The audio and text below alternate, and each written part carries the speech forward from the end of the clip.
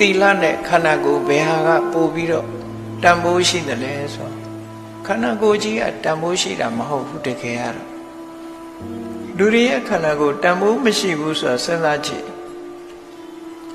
လူတွေကနေ့စဉ်နဲ့အမျှအိုမင်းတဲ့ဘက်ကိုသွားနေတာခန္ဓာကိုယ်ရဲ့တန်ဖိုးကတကယ်တန်ဖိုးမဟုတ်ဘူး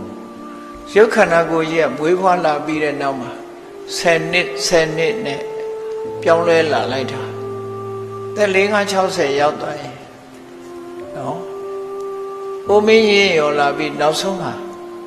ပြစ်ထားခဲ့ရတဲ့အနေအထားပဲရောက်တယ်ဒီတရားယူသွားเสียဆိုတာတခုမှမရှိဘူးခန္ဓာကိုယ်ကထွက်တဲ့အရာတွေချင်းနဲ့သိမ်းထားเสียတခုမှမရှိဘူးတန်ဖိုးရှိတဲ့ယရနာခန္ဓာကိုယ်ထဲမှာရှိမှမရှိတာသက်ရှိနေတာလေးပဲသာရှိတာအဲ့ဒီလိုခန္ဓာကိုယ်ကြီးကရနိုင်တဲ့တန်ဖိုးရှိတဲ့အရာဆိုတာပုံမှန်အဖြစ်ရနိုင်တာမဟုတ်ဘူးခန္ဓာကိုယ်အကြောင်းပြုပြီးတော့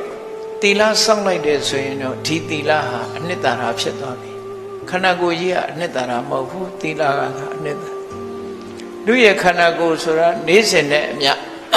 လူတွေရဲ့ရုပ်အဆင်းဆိုတာတမိုးကကြာဆင်းသွားတာပဲကြားဘူးတယ်မဟုတ်လားရွှေတနေ့ဝေတနေ့ဆိုတဲ့စကား